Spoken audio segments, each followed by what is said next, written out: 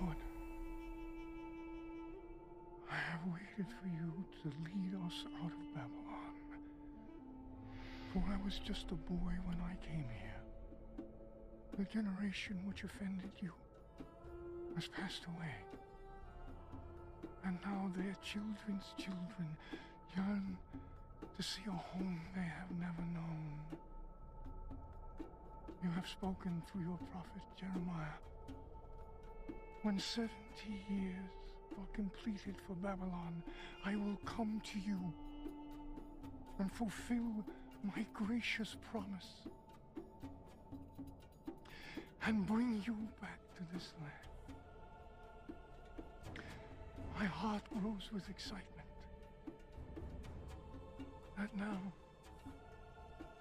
that time has come.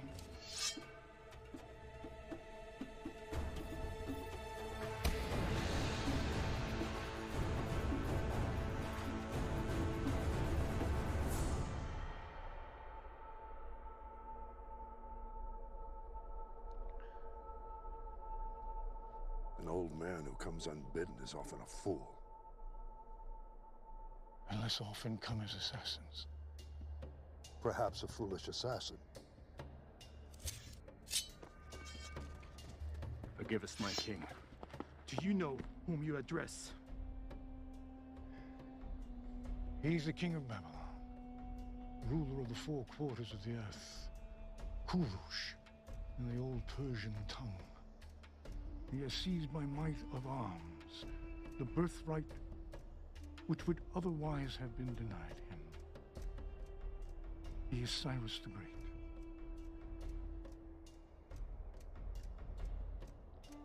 Leave us.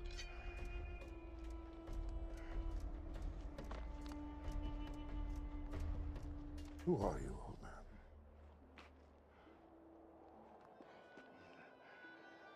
I am Daniel, of the tribe of Benjamin, made captive nearly 70 years ago by Nebuchadnezzar. My king, I've heard of this man. He served Darius well after he captured the city in your name. It is said he spent a night in the lion's den. The beasts would not touch him. Is this true? It is. Oh. I know who you are now. Tell me why you're here. I seek to tell thee a story. A tale of four kings. One great, one foolish, one who has been deceived, and one who is destined to be regarded as wise for all the ages of the world to come. Stories from your imagination? No, king. For I will speak only the truth. And if you would not wish to hear it, you must bid me speak nothing. Come. You will give us entertainment while we eat. Please. Okay. My king, we're expected in Babylon this evening. The palace will be there in the morning. As you wish.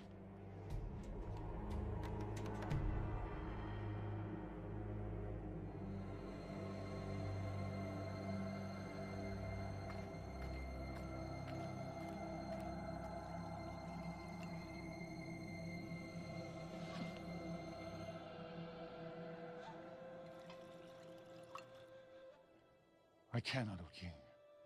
My king, the Hebrews eat and drink only their own food, which is prepared according to their rituals. To do otherwise, even from the hand of a king, is to defile themselves. You promised me a tale. Four, in fact. I delayed my journey to listen. I will hear them now. So be it, my lord. The first king I will speak of is Nebuchadnezzar, king of Babylon. When I was just a boy, he threw down the Assyrian Empire, my people's ancient nemesis. But the destruction of Israel's enemies brought us no relief, because in the third year of Nebuchadnezzar's reign, he turned his gaze upon Jerusalem and besieged it.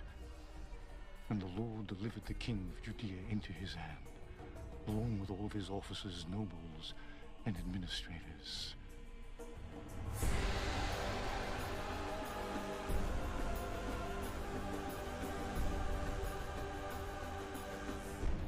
the exiles arrived in Babylon, Nebuchadnezzar ordered Ashpenaz, his chief eunuch, to select some of the Israelites from the royal family and nobility, young men without any physical defect and showing aptitude for every kind of learning, one of whom was myself.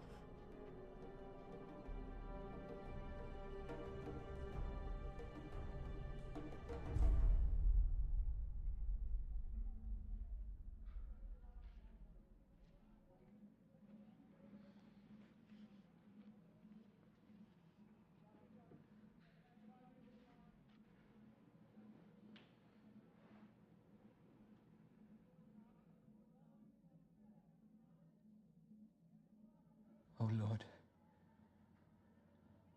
Jerusalem has sinned greatly. Like a widow is she, once great among the nations, a queen among the people, has become a slave, her children captive before the foe. My eyes overflow with tears. For you, Lord, are righteous, yet we rebelled against your command. Comfort me, O Lord, comfort me and my brothers, and restore our spirit.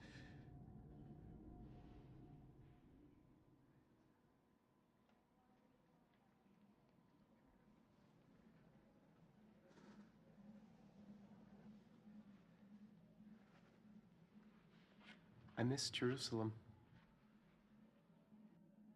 As do I. I fear that we shall never see her again.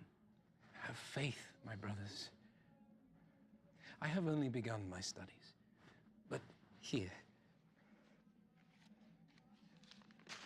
the prophet Jeremiah, son of Hilkiah, has written that we shall serve the king of Babylon for 70 years. 70 years is a long time. As punishment for our sins. And even if we were to survive it, we would be very old. Very old indeed. You are summoned for your meal.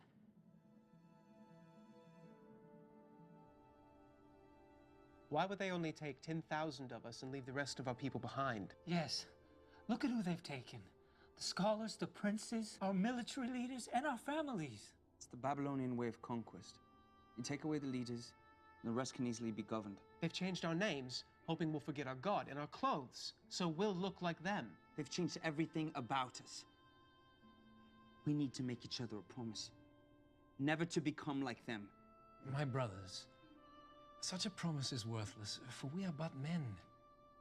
What we need to promise is to always love our God and be obedient to Him. And in so doing, what we become on the outside will not matter. Set it here.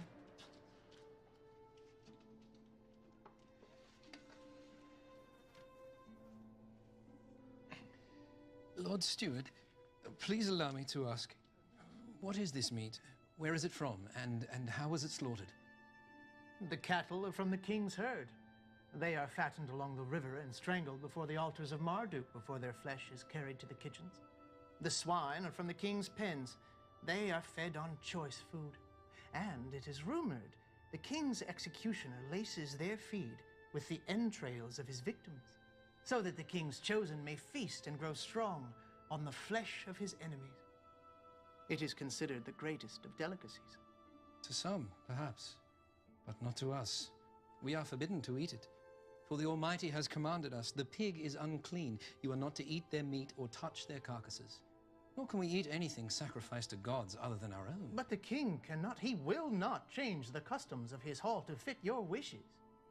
You must know this. And we will not ask him to. But you must eat.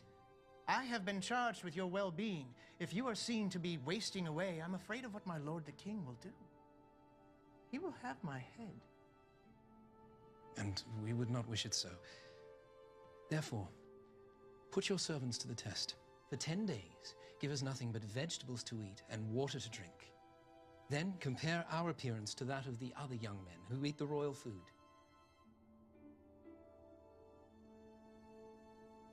10 days. 10 days. And if After that, your appearance is found wanting? Then we will do as you wish.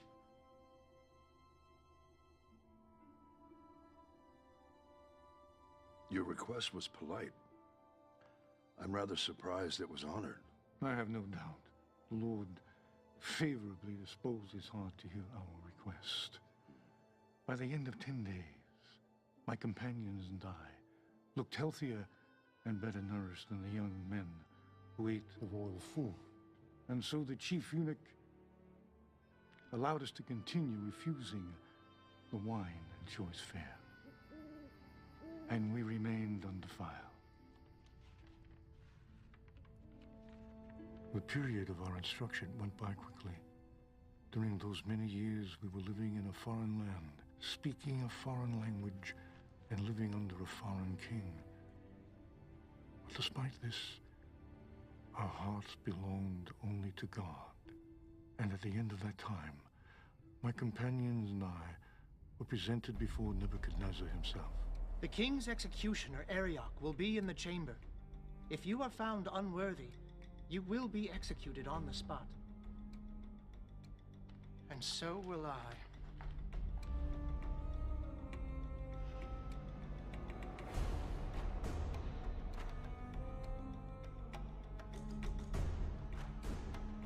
Lord King,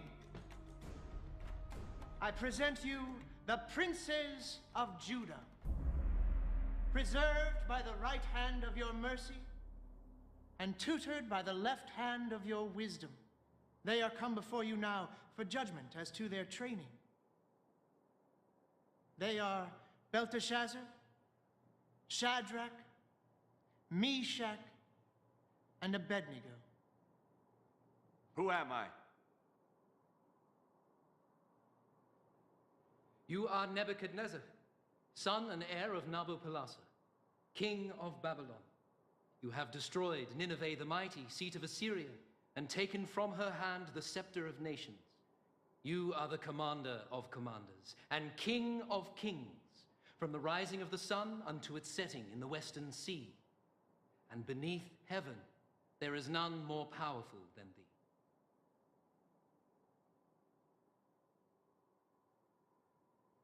You, come forth.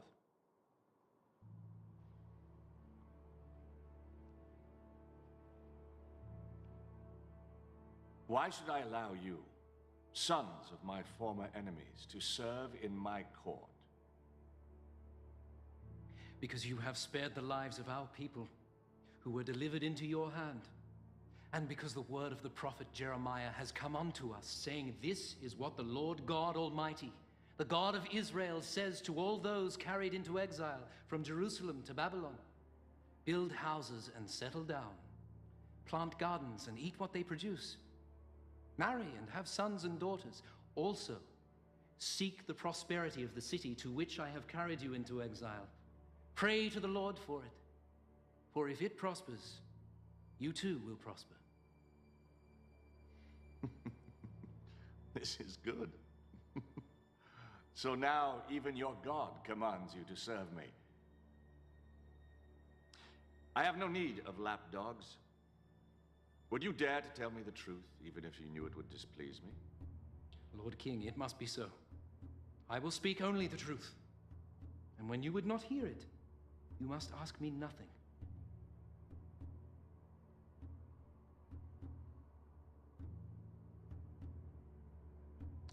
I pronounce them worthy. Have their names be written in the Book of the Wise.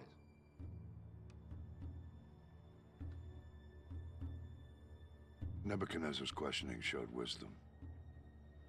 A former enemy can be a good counselor. If they can be trusted. And a wise king is capable of choosing whom to trust. For are you not Croesus, formerly king of Lydia and once the richest man in the world, whose name alone signified riches almost beyond comprehending? I am he. Trusting the words of the oracle at Delphi, I went to war with Cyrus and was defeated. Cyrus pardoned me and my family. I am eternally grateful. Worthy counsel is rare indeed, as Nebuchadnezzar came to learn. At a time when his Babylonian counselors, his magi, sorcerers, diviners, magicians, and astrologers were unable to help him. No! What is it, my king? Summon my counselors. The enchanters, the sorcerers, or the astrologers? All of them!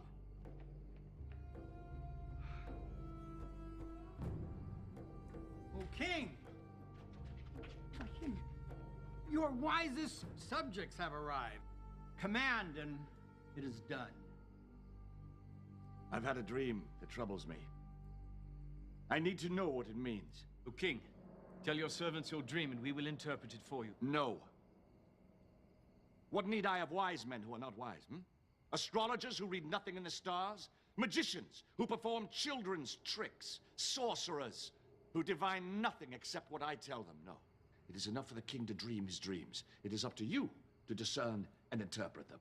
But, my lord, if only you would tell us your dream, we could interpret it, as we have always done. Always! I know you're trying to gain time, or trick me into revealing what I've seen. Either way, I'll have none of it. But there's no man on earth who can do what the king asks. No king ever asked such a thing before. Only the gods could know these things. And when we ask, they don't answer. Well, I suggest you try and get them to answer. Or beg that they endow you with the necessary skills to divine it on your own. For as I am king, I swear that when the sun rises, if my dream is not made known to me, along with its interpretation, you will all be made shorter by the height of your heads. You may withdraw. Now!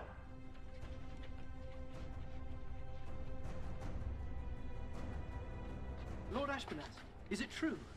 It is. Why has the king issued such a harsh decree? Why don't you come along with me and ask him yourself?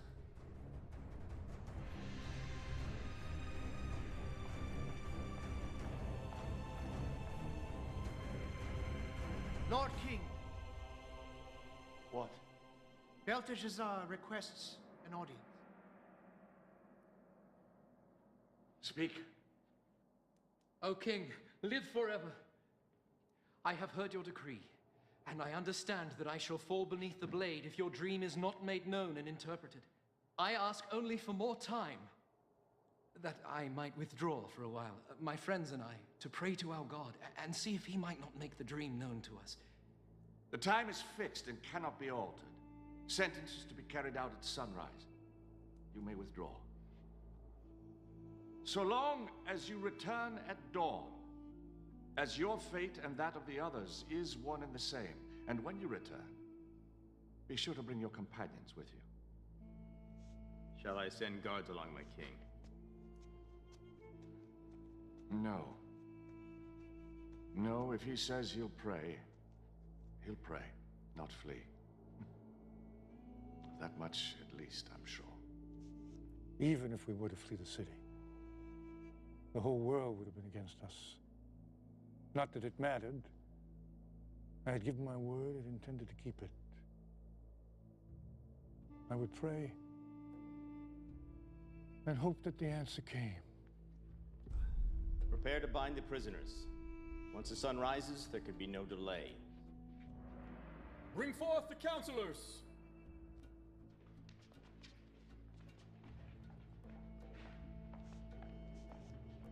O king, live forever. O king, do not execute these men, I beg you. Belteshazzar, your death is upon you as well, unless you know my dream and can interpret it. I am, and I will. Praise be to the God of my fathers forever and ever. He gives wisdom to the wise and knowledge to the discerning. He reveals deep and hidden things and has made plain all that you have asked, for he has shown me the vision of the king. Then speak. As you lay upon your bed, O king, you looked, and there before you stood a large statue, awesome in its appearance, The head of the statue was made of pure gold, its chest and arms of silver, its belly and thighs of bronze, its legs of iron, its feet partly of iron and partly of baked clay. As you were watching, a rock was cut out, but not by human hands. It struck the statue on its feet of iron and clay and smashed them. Then the iron, the clay, the bronze, the silver, and the gold were all broken to pieces at the same time, and the wind swept them away without a trace. But the rock that struck the statue became a mountain and filled the whole earth.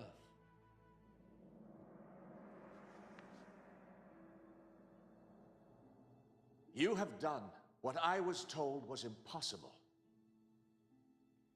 This mystery has been revealed to me not because I am wiser than other men, but because God wishes you to understand the meaning of your dream.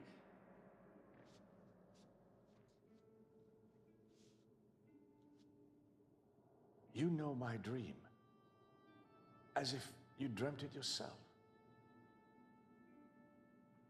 What does it mean? You, O king, are the King of kings. The God of heaven has given you dominion and power and might and glory. In your hands he has placed mankind. He has made you ruler over the nation, for you are the head of pure gold. After you, another kingdom will rise, inferior to yours. Next, a third kingdom, one of bronze, will rule over the whole earth. Finally, there will be a fourth kingdom, strong as iron, for iron breaks and smashes things to pieces. But just as you saw that the feet and toes were partly of baked clay and partly of iron, so this people will be a mixture and not remain united any more than iron mixes with clay. And in the time of those kings, the God of heaven will set up a kingdom that will never be destroyed. It will crush those kingdoms and bring them to an end, but will itself endure forever. The Almighty has shown the king what will take place in the future. The dream is true, and the interpretation is trustworthy. I am the head of gold? Yes, O king, you are the head of pure gold. Surely your God is the God of gods, the ruler of kings and the revealer of mysteries.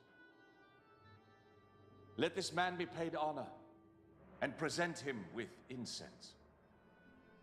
Thus the king made me ruler over the entire province of Babylon, and at my request made Shadrach, Meshach, and Abednego administrators. King Nebuchadnezzar made an image of gold, 90 feet high. All were commanded to fall down and worship, and all did as commanded, except for 3. Live forever! A moment of your precious time. As your dutiful servants, we know the law, that when the horn sounds, we all bow down and worship your image. But these Jews, whom you have set over the affairs of the province of Babylon, pay no attention to you, O king. None. They neither worship your gods or serve the image of gold you have created. Nothing. Is this true? You refuse to worship my statue? O king, we do not need to defend ourselves before you in this matter. Really? Then you shall be thrown into the furnace, and no god will save you from my hand. If we are thrown into the blazing furnace, our God will defend us from it. And if he does not, we want you to know, O king, that we will not serve your gods or worship the statue of... Enough! You dare to defy me? Let the furnace be heated 7-fold.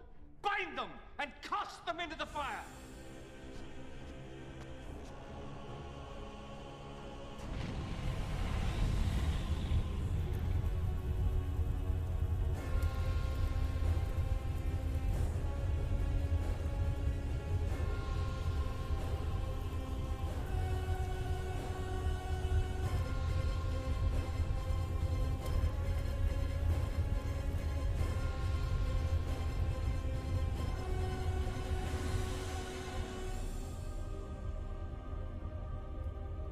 There were 3 thrown into the fire. Certainly, O king. But now I see 4. And the fourth looks like an angel of the gods. The fire has not harmed your bodies. Not a hair is singed. Your robes, there's not even the smell of the fire on you.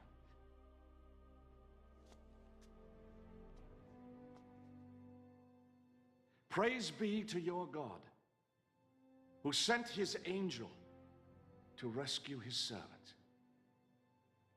You trusted in him. You defied my commands. You were willing to give up your lives rather than serve any but your own God.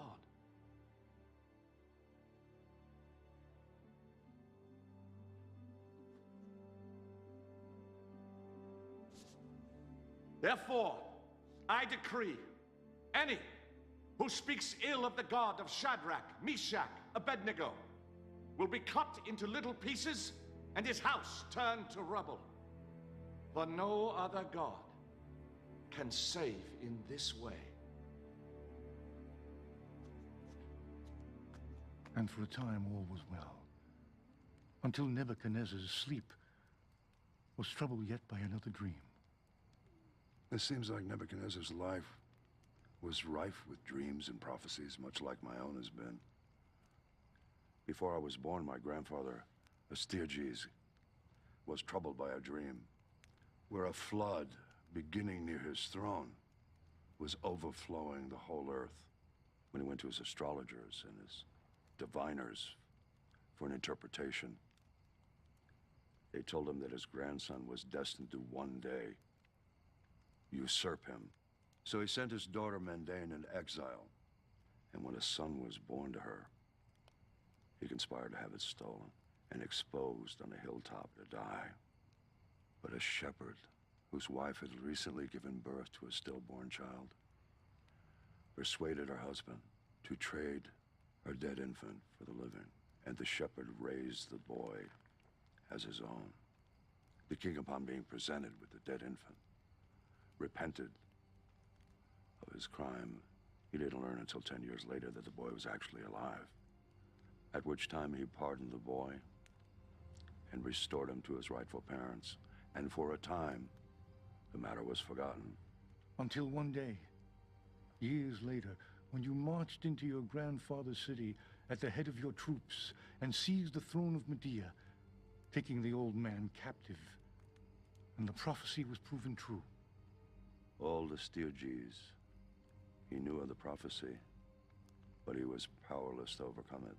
As all men are powerless to prevent their fate, if the prophesizing be true.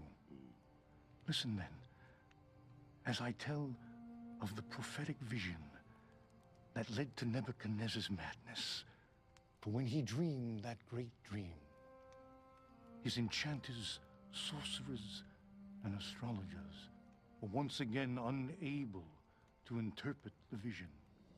When I was asleep, I had a dream which made me afraid. The images I saw terrified me. Belteshazzar, I looked and saw before me a tree in the middle of the land. The tree grew strong and tall. Its top touched the sky, and it was visible to the ends of the earth. Its leaves, they were beautiful. Its fruit was abundant. The beasts of the field took shelter under it, and the birds of the air lived in its branches, and from it every creature was fed. Then I looked again, and I saw a messenger coming down from heaven, and he cried out aloud, "Cut down the tree, trim off its branches, strip its leaves, scatter its fruit. Let the beasts flee from under it, and the birds fly from its branches." But let the stump and its roots, bound in iron and brass, remain in the ground, in the grass of the field. Let it be drenched by the dew from heaven. Let it live with the animals of the earth, and let its mind be changed from that of a man to the mind of an animal. This is the dream that I had. What does it mean? My lord, if only the dream applied to your enemies, and its meaning to your adversaries. The tree which you saw, which grew large and strong with its top touching the sky. You, O king, are that tree. You have become great and strong. Your greatness has grown until it reaches the sky, and your dominion extends to the distant parts of the earth. But you saw a messenger, a holy one, coming down from heaven, saying, "Cut down the tree and destroy it, but leave the stump bound with iron and bronze in the grass of the field, while its roots remain in the ground. Let him be drenched with the dew of heaven. Let him live like wild animals." This is the interpretation, O king. And this is the decree that the Most High has issued against my lord, the king. You will be driven away from people and live with the wild animals. You will eat grass like cattle until you acknowledge that the Most High is sovereign over the kingdoms of men and gives them to anyone he wishes. The command to leave the stump of the tree with its roots means that your kingdom will be restored to you when you acknowledge that the Most High rules. Therefore, O king, be pleased to accept my advice. Renounce your sins by doing what is right, and your wickedness by being kind to the oppressed. Seek the Lord while he may be found. And it may be that your prosperity will continue. But the memory of kings is often short. And 12 months later, when the king was walking on the roof of the royal palace of Babylon. In all the world, is there anything like this? No, my king.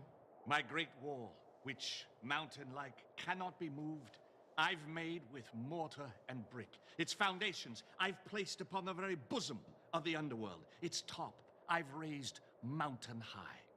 Is this not the great Babylon that I have built as my royal palace with my mighty power for the glory of my majesty?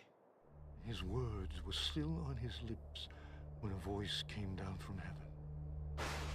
Nebuchadnezzar, for your arrogance and your failure to give glory to the Most High, your authority is stripped from you. Go now from this kingdom which you claim. Your mind shall be reduced to that of an animal, and you will wander the land until you acknowledge the glory of God as above your own.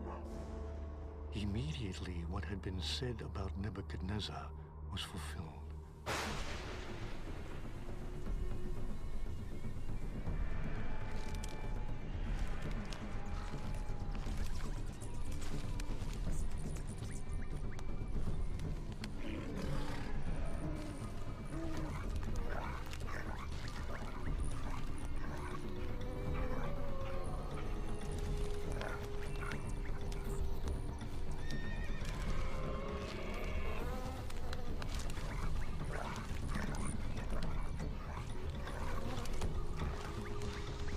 Greatest of those below heaven, he sought to make himself as great as he who rules above heaven, and the Lord would not have it.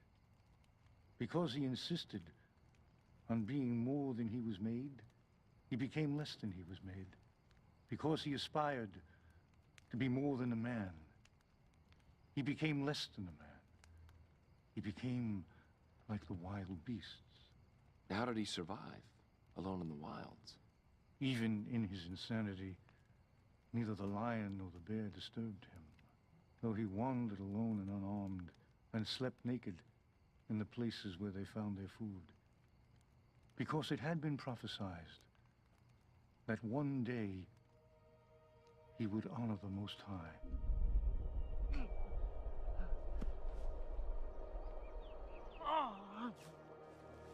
For 7 years he ranged the wild lands of Babylon. But it was not until the full time of his exile was completed that he turned his eyes toward heaven and declared, Praise be to the Most High. Honor and glory to him who lives forever. Rise, Nebuchadnezzar.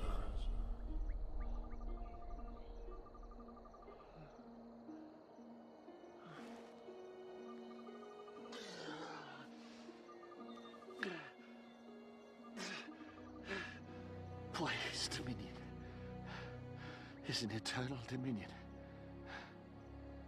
Before him, all the people of the earth are regarded as nothing. He may do as he pleases with the powers of heaven and all the people of the earth. And no one may say him nay. No one may say him nay.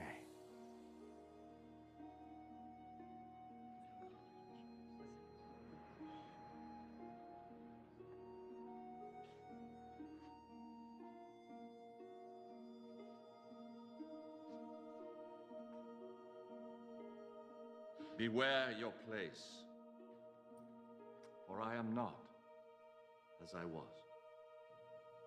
Let it be recorded that I, Nebuchadnezzar, do praise, exalt, and glorify the King of heaven, because everything he does is right, and all his ways are just.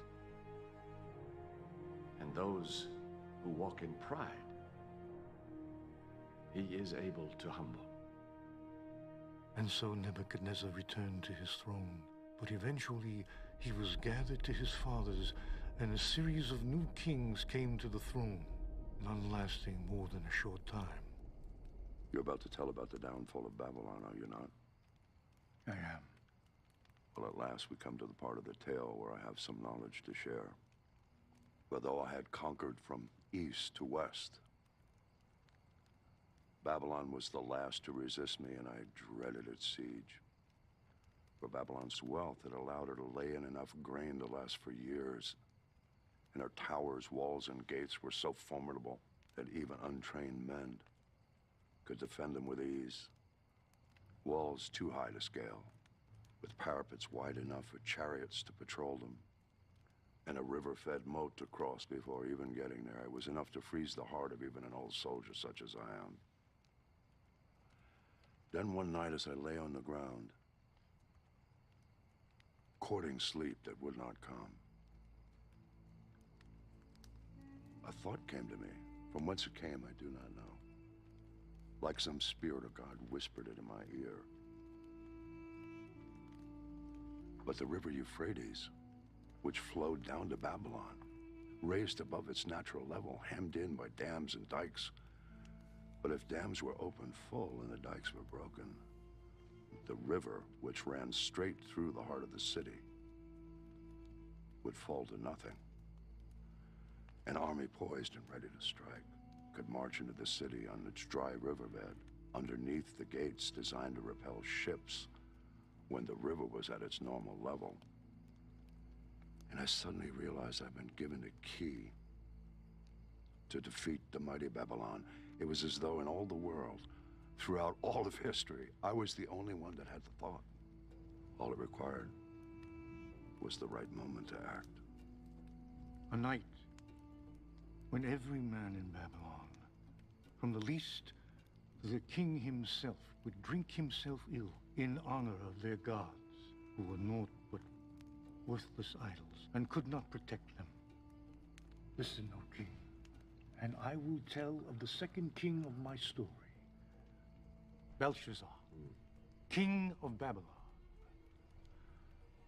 Both foolish and wicked of equal measure.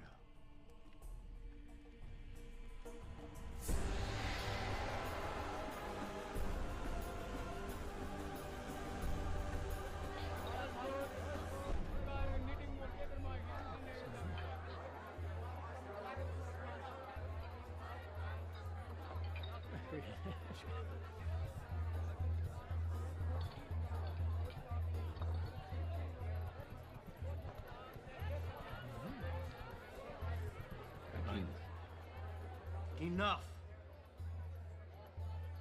We still have our threefold walls with their battlements. And within our granaries, we have grain enough to endure a siege of 10 years. Our watchmen have seen the Persians digging, my lord. They seem quite concerned about this, my king. Yes, yes, they will look to build a siege ramp against the city. But first, they must build a causeway across the moat. That alone will take months. In the meantime, let us feast and toast Marduk, the patron god of Babylon. Marduk!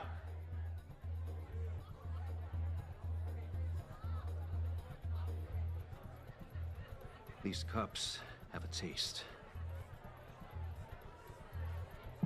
and I will not have it so.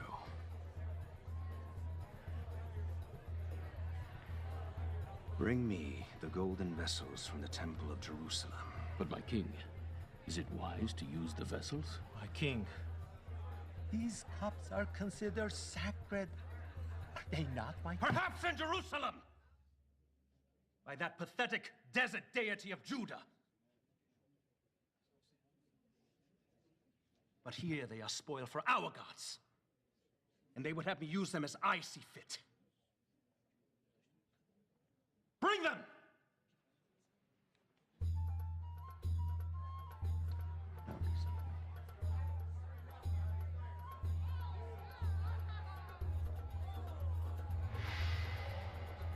Yes. You see these vessels? In Jerusalem, they were used for the worship of their god. Now, instead of the blood of bulls and rams, let them flow with foaming wine. For I am not a devourer of blood. I am a devourer of drink. And choice fare. To Marduk, the god of our city. Marduk! And to our idols of gold and silver, bronze and iron, wood and stone, partake of our pleasures and protect our city.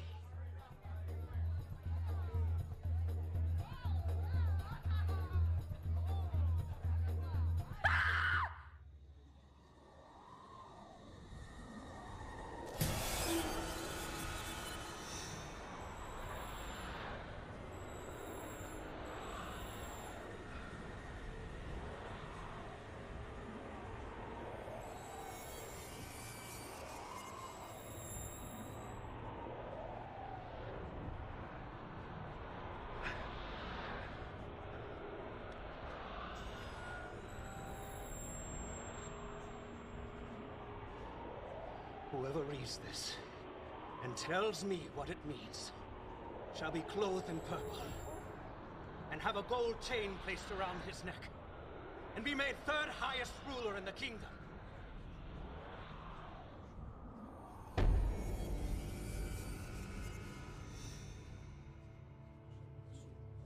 And all the king's wise men came in, but they could not interpret the inscription or tell the king what it meant. So Belshazzar became even more terrified. The Judean once told Nebuchadnezzar, your forefather, of his dreams. He succeeded when everyone else had failed. This man, Daniel, whom the king called Belteshazzar, he could tell you what this writing means. Does he still live? He does. Bring him to me quickly, but do not harm him.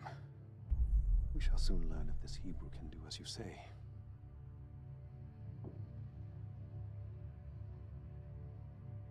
Nothing, it would seem, is too sacred not to be profaned under the influence of wine. Nothing, O King.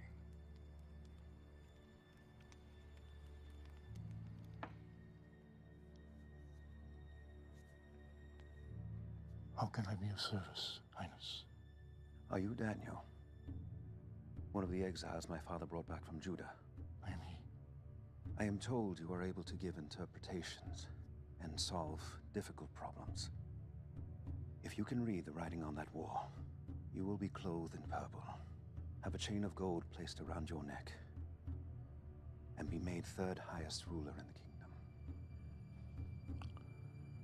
Long ago, I told your forefather, Nebuchadnezzar, that I would speak to him only the truth, and that if he rather not hear it, he should ask me nothing. Perhaps it would be better if you asked me nothing. No. It is unseemly for a king to be baffled by a message in his own hall. No human hand has scribed it. No other tongue can interpret it. Tell me what it means. Be it for good or ill. O King, the Most High God gave your father, Nebuchadnezzar, greatness and glory. But when his heart became arrogant, he was deposed from his throne and stripped of his glory, until he acknowledged that the Most High is sovereign over the kingdoms of men. Even though you knew all this, you should have appealed to him. Instead, you set yourself up against the Lord of heaven. You had the goblets of his temple brought to you and praised the gods of bronze and iron, wood and stone instead of him.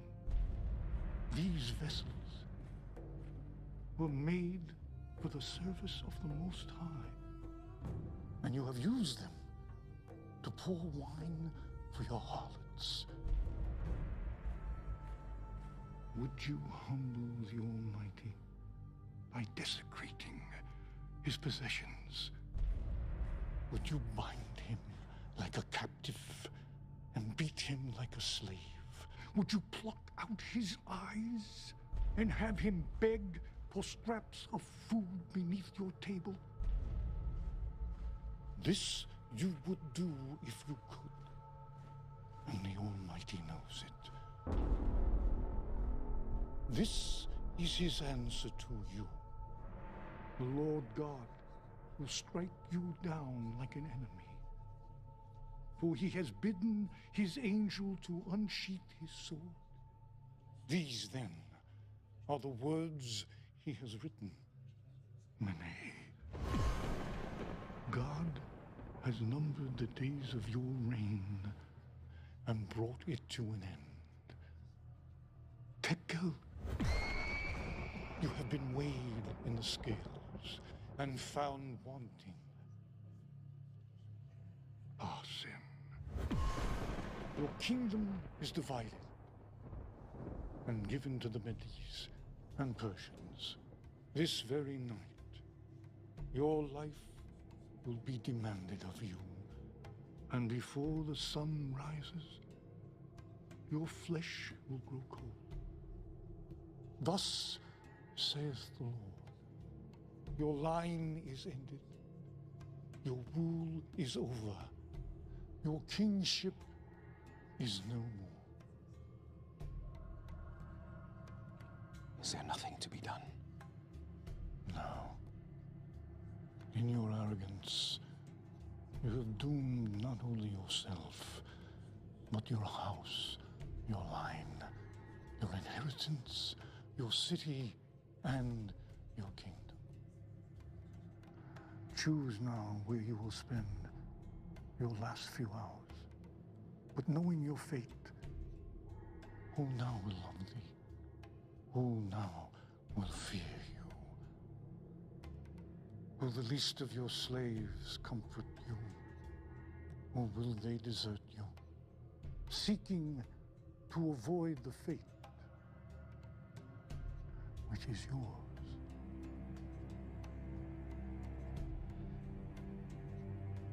Let it be as I have commanded. Let this man be clothed in purple. A chain of gold placed around his neck. For I am not dead yet.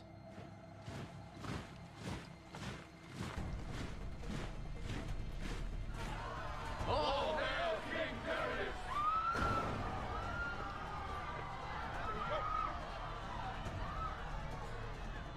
I am King Belshazzar of the Babylonians. Unharm me! Surrender or die! Never!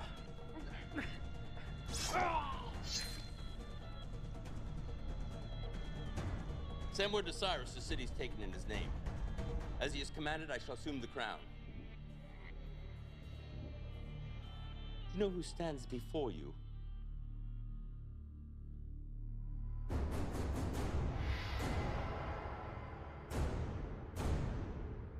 You are Darius, the Mede-Persian, uncle and father-in-law to Cyrus, who has, by stratagem, taken this city. By right of conquest, you are now her king. Yes. And you're an official of Babylon. Why should I not kill you? It is true I served Babylon in the days of Nebuchadnezzar, whom I served truly and well. But her latter kings I did not serve until tonight. How is this possible? It is a reward for letting Belshazzar know that you were about to take the city. Who told you? Have we a traitor in our ranks? It was revealed to me by my God, who sent his angel to scribe the writing on that wall. It is true. He read the inscription and revealed the message. He told the king that he would die this very night. Though brought here as an exile in my youth, by birth I am a Hebrew, from the kingdom of Judea, and I serve the God of my forefathers. The Most High reveals to me what he sees fit. Am I to believe your God revealed my coming to you? If I was to lie, would this be the lie I would choose? Who else could have revealed your deepest secret? And known ahead of time that you would succeed, or known with certainty that you would slay Belshazzar? And how could you have done so if the Lord had not decreed it? Or is it not by the hand of the Most High that both victories and disasters come?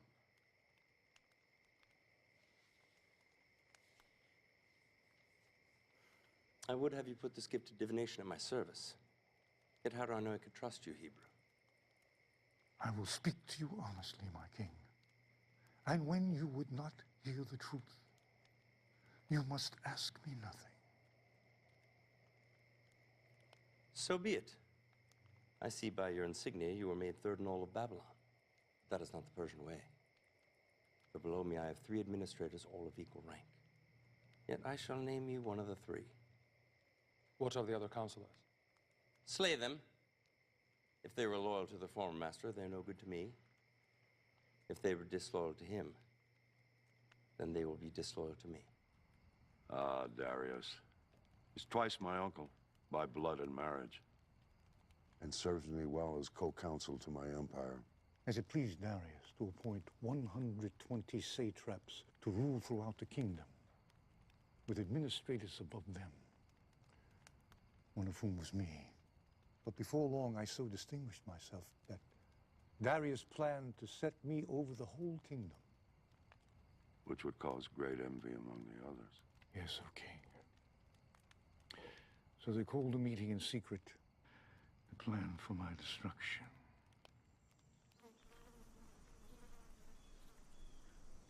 Are we safe? Did anyone see you? No. Why are we meeting so far from the city? Do you think it would be wise for this meeting to be overheard by anyone? Are you sure you weren't followed? Not unless whatever's following has wings. We don't have much time. Daniel being put over us, if we allow it to stand, means our demise. Once he is in charge, he'll be looking into everything we do. Perhaps we should eliminate him. How? A hunting accident. He doesn't hunt. A sudden illness or a drowning. Who would believe it? Maybe we can ensnare him. How? There is no corruption in him, nor any negligence. He is as diligent as he is skillful. There must be some way. He claims he's so effective because 3 times a day his heart inclines to the city of God. There's a spirit of excellence in him. In every test he has proven faithful. No one is that honest. On the contrary. I had a man tried to bribe him once, and a very generous bribe at that. He would have no part of it. Such a man is dangerous. How long before he learns that we've been generous with ourselves and covered the thefts with false accounts? We'll never be able to find any basis for charges against him unless it has something to do with that God of his. That invisible God of his. No altars, no shrines, no idols, laying claim to every good thing, yet somehow not responsible for the bad. I've seen him praying before his window, on his knees facing Jerusalem morning, noon, and night, always the same. Then perhaps we need to make him stop. He won't do it. Then perhaps we need to make sure he continues. You say there is nothing anyone can do to stop his prayers? No, nothing. What if the penalty for this devotion of his was death? If we could forbid his prayers for an entire month under penalty of immediate execution? Don't be ridiculous. He'll just stop praying. No, he won't. I know him. He can't keep himself from praying to that God of his for 1 day, let alone a month. Well, I still don't see how it'll ever work. The king knows that Daniel and his people pray continuously, and only to one God.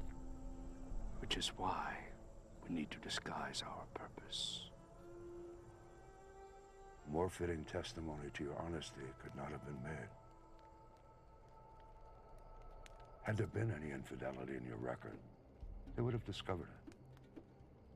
Indeed, they could find nothing amiss in my work, either willfully nor through negligence or lack of care. So they tried to trip me up with my prayers. But since worship of the Most High was not prohibited by the laws of the realm, they had to conceal their purpose, like poison in a cup of honeymead. O King, it has come to our attention that there are those among your subjects who still cling to the old gods of Babylon, in the hopes that their line of kings may yet be restored. And have not submitted to your rule. Who are they? That I may bring them before me and destroy them. It is not that simple of a matter to detect them, O king, for they are devious and work to hide their treasonous thoughts. And have you come before me without a plan for discovering them? We would dare not do so, O king. Indeed, we have labored to construct a plan whereby the loyalty of all may be tested. Then speak of it. If, O king, you were to issue an edict that none in Babylon, nor anywhere in the empire, may pray to anyone, be it to God or man, except to you for a period of 30 days. But what of the gods of Persia whom I serve and obey? Well, you alone, O king, would be free to pray to them and offer them sacrifice. You would stand as a priest before all the peoples, and in this way ingratiate yourself to the gods themselves, because for an entire month, all of their worship would come from you. Thus, their worship will continue through you, and the old gods of Babylon will be starved for worship, lessening their power. How would you enforce such an edict? No one would be allowed to go before any altar or shrine for the entire period, except for you. And anyone found violating the decree would be thrown into the lion's den before sundown on the very day of the offense. In this way, their treason would be discovered and eliminated in a single stroke. I approve your plan. I, Darius, command it be made so. In anticipation of your approval, O king, we have taken the liberty of drafting the edict and bringing it along. Well done. Bring it here that I may fix my seal.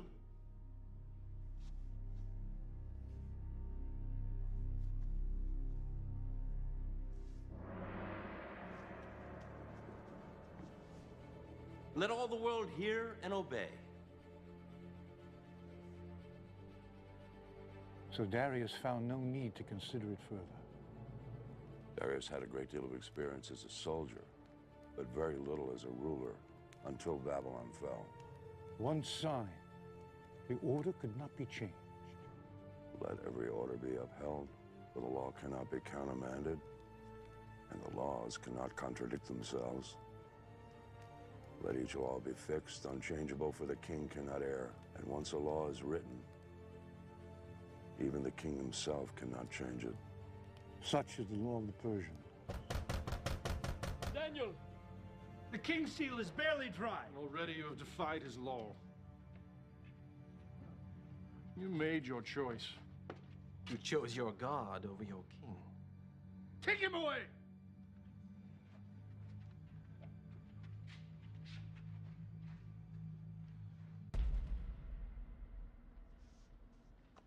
O king, it is my sad duty to inform you that someone has already defied your decree.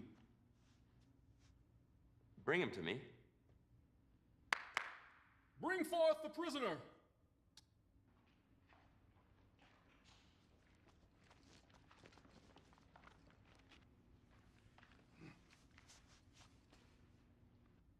Daniel, he is one of the exiles from Judah. He pays no attention to you, O king, or to the decree you have put in writing. He still prays 3 times a day. What sort of foolishness is this? Daniel's my chief advisor. No one is above the law. Yes, sadly, O king, no one is above the law. Bring forth the tablet.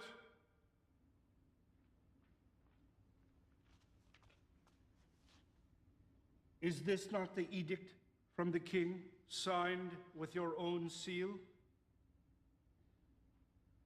Let it be known that for the next 30 days, anyone who prays to any god or man other than Darius the king shall be thrown into the lion's den on the same day the offense is discovered. By my hand and seal, Darius the king, ruler of the Medes and Persians.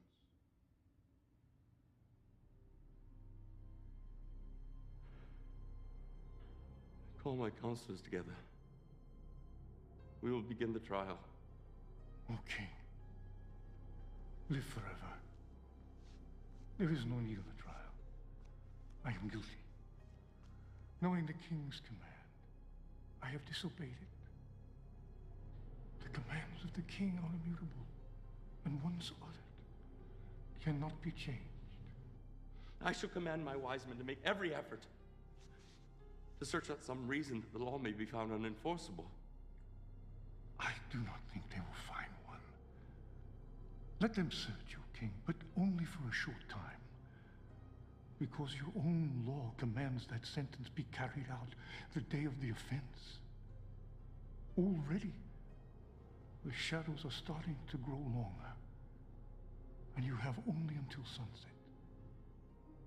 Darius was angry with himself for allowing himself to be fooled, seeing that their purpose was not for his honor and glory, but rather for my destruction. And so Darius had the law book searched to discover if there might be some legal way to spare my life.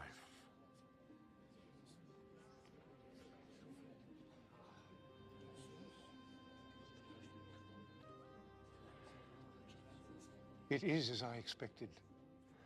Why didn't I consult you before passing that accursed law? Now I'm forced to abide by my own decree.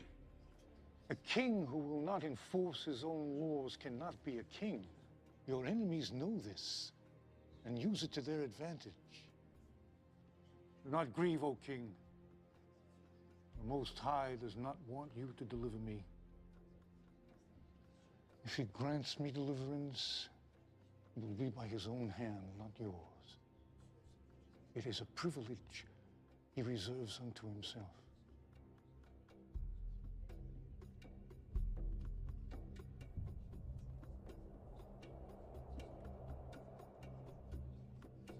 And now it is time, O king.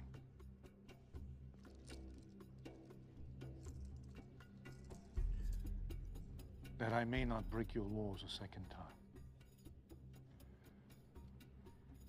I will walk with you, Daniel. One last time. As you wish, O king.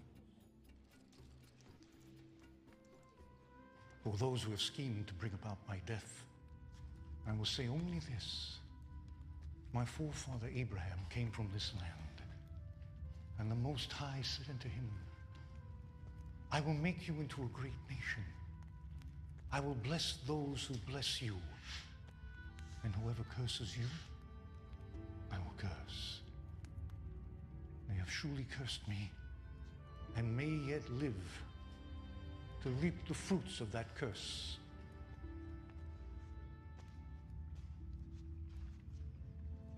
A cup of wine from the king's own hand. I cannot drink it, O king. It is blessed to your gods, not mine. Not so, Daniel. I have gone to your people and asked for wine which was blessed by them. From the cup I have poured no libation.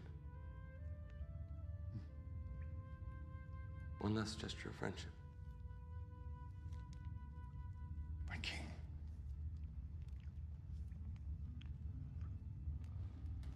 Goodbye, my friend. Farewell, but perhaps not goodbye. We have yet to see what the dawn will bring.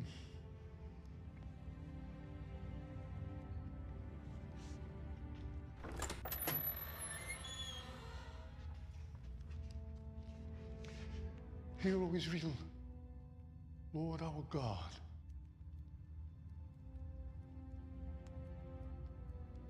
The Lord is one.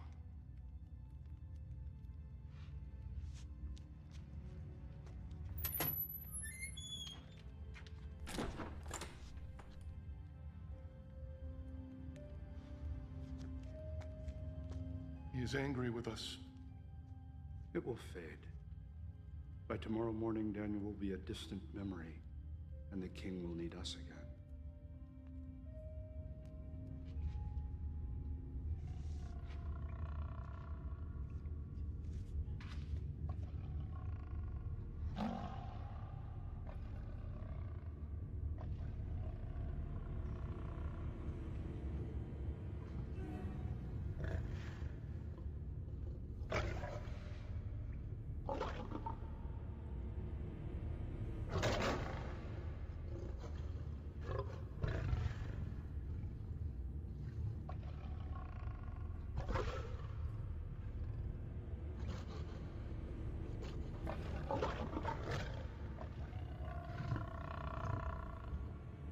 Have mercy on me, O God.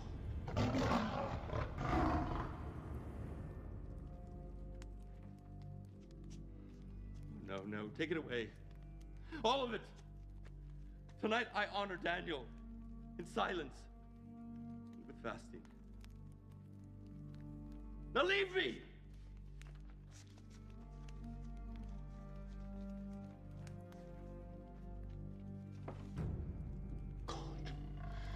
Have mercy on me.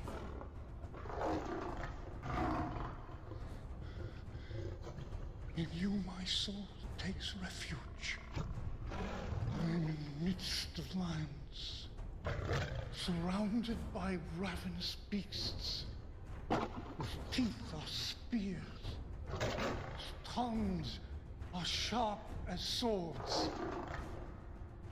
I call upon your name, O Lord. From the depths of the pit, hear my plea. Come near. You say, do not fear. Oh Lord, take up my case. Redeem my life.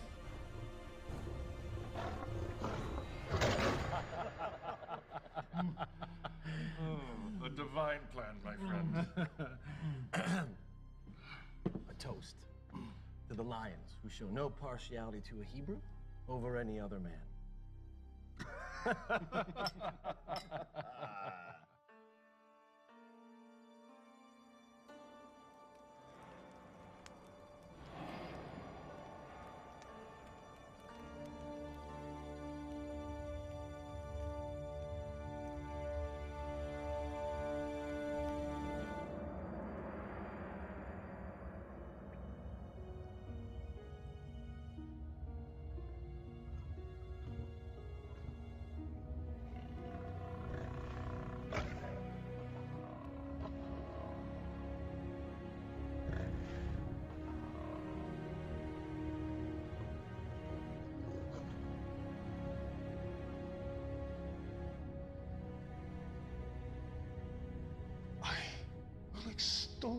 Lord at all times.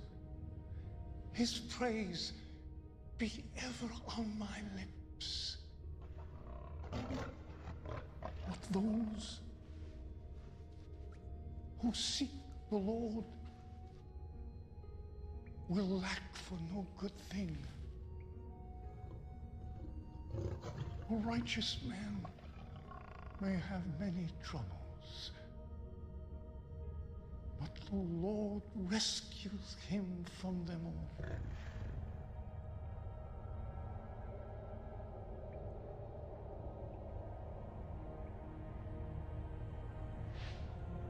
You have rescued me from the mouth of lions, and I will declare your name to my brothers in the congregation.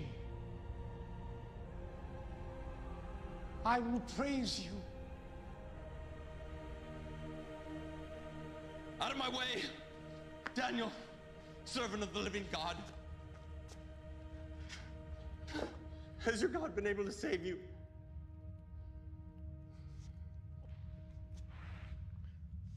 O King, live forever.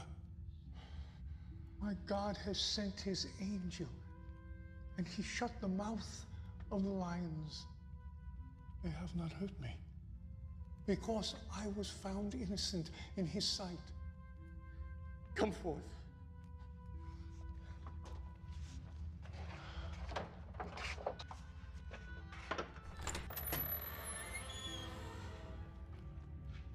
Behold, there is no sign of wound on him, for he has trusted in his God. Surely your God is above all men, for while you were in the lion's den, you were in his hand. How much must the man pay if he steals another man's treasure? With his hands, perhaps. But what if that man who is robbed is the king, and the treasure is prized possession? Is there any penalty less than death which will do? If so, speak now and let me consider it. But, O King, he is a Hebrew. Why should you put such trust in him? This Hebrew is the greatest treasure I possess. He speaks to his God, and more importantly, his God speaks to him. You have deceived me as to your purpose. You fashioned my own words as a snare about my feet, knowing my edict could not be reversed.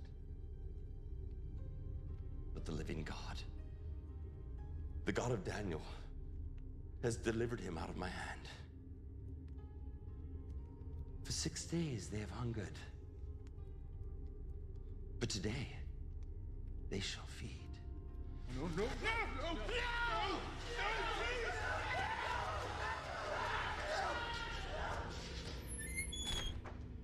Please!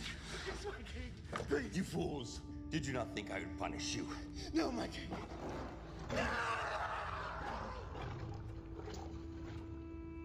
They have spread a net for my feet. I was bowed down in distress. They have dug a pit in my path, but they have fallen into it themselves.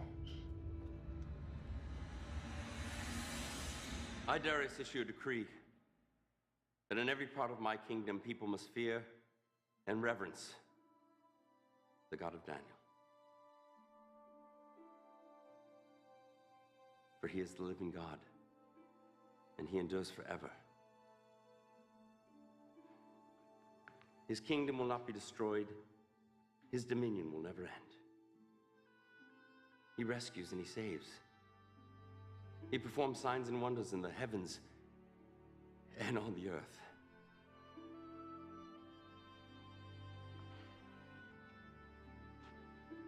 He has rescued Daniel from the power of the lions.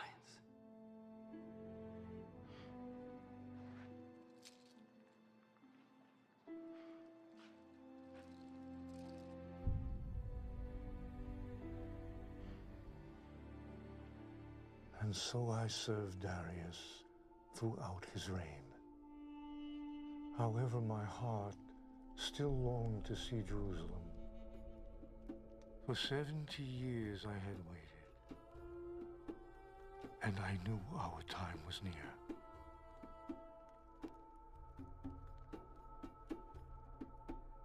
Lord, through your prophet Jeremiah, when 70 years are completed for Babylon, I will come to you and fulfill my gracious promise and bring you back to this land. My heart grows with excitement that now that time has come.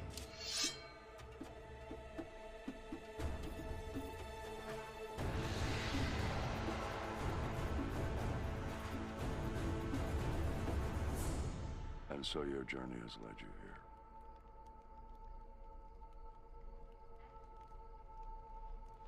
You've spoken of three kings, Nebuchadnezzar the mighty, Belshazzar the foolish, and Darius, who was deceived. Who is this fourth king? It is he of whom these scrolls speak.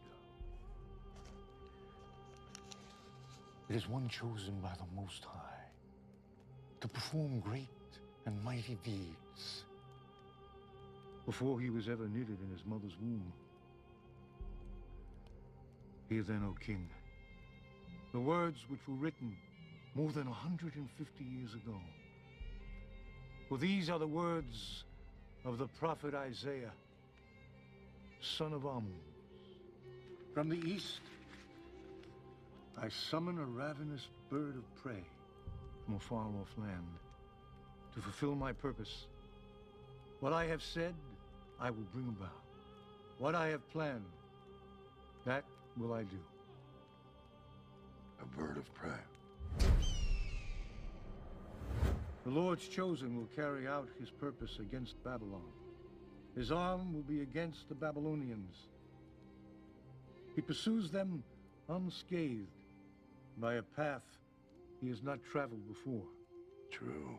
I've never saw the regions of the Euphrates or further westward until I came in conquest. And yet you chased your enemies uninjured.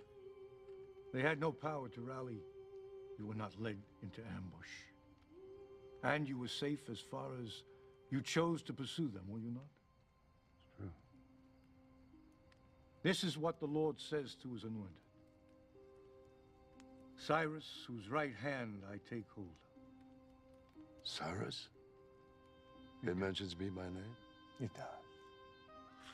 To Cyrus, whose right hand I take hold of, to subdue nations before him and to strip kings of their armor, to open doors before him so that gates will not be shut. I will go before you and will level the mountains. I will break down gates of bronze and cut through bars of iron. I will give you the treasures of darkness, riches stored in secret places, so that you may know that I am the Lord, God of Israel, who summons you by name. And when you captured Babylon, their treasures were the richest in the world, were they not? Oh, indeed they were. And Croesus will testify. Yes, quite the most magnificent. O King, if I may. Please continue. Cyrus, for the sake of Jacob, my servant, of Israel, my chosen, I summon you by name and give you a place of honor. Though you do not acknowledge me, I am the Lord. I will strengthen you, though you have not acknowledged me, so that from the rising of the sun to the place of its setting, men may know there is none beside me. I am the Lord. There is no other. And do you understand that the Most High has the power to raise up kings and to throw them down? Yes, I do. I profess it. And that you, O King, like a polished arrow, hidden in the quiver of the Almighty, carefully preserved for its day of use. Yes. How is to explain my unlikely birth, or my survival, or successes? How else might it be explained? All my life, I had always thought of myself as favored by my gods. Is it possible that I've been favored by yours? You have answered your own question, O King. For nearly 2 centuries, a message in this scroll has awaited your coming. This is what the Lord says. I am the Lord, who has made all things, who alone stretched out the heavens, who spread out the earth by myself, who foils the signs of false prophets and makes fools of diviners, who overthrows the learning of the wise and turns it into nonsense, who says of Jerusalem, it shall be inhabited. Of the towns of Judea, they shall be built, and of their ruins I will restore them. Who says of Cyrus, he is my shepherd, and I will accomplish all that I please. He will say of Jerusalem, let it be rebuilt, and of the temple, let its foundation be laid. He even calls me a shepherd. I who was saved by a shepherd's hand. And I was raised in a shepherd's house. It's I who refer to myself as a shepherd of my people. Who else could have known this? The power of God or his prophet? 70 years are over, my king. 70 years since I was taken from the land of my birth. Babylon has been punished. You have punished her. Only one thing remains. For you to free her. O King, the words of the scroll are in a tongue foreign to us. Should we not at least confirm them? No. Old friend, have you heard nothing? Do you not recognize the truth when you hear it? Or do you suppose this Daniel has spent a lifetime arranging events in the hopes of one day deceiving me? Your God has called me a shepherd, and so to your people I shall be, to rescue them from wolves and tyrants, to gather them gently, and to relieve them from bondage, and provide for their return. And so say I, Cyrus, king of the Persians, let Jerusalem be rebuilt.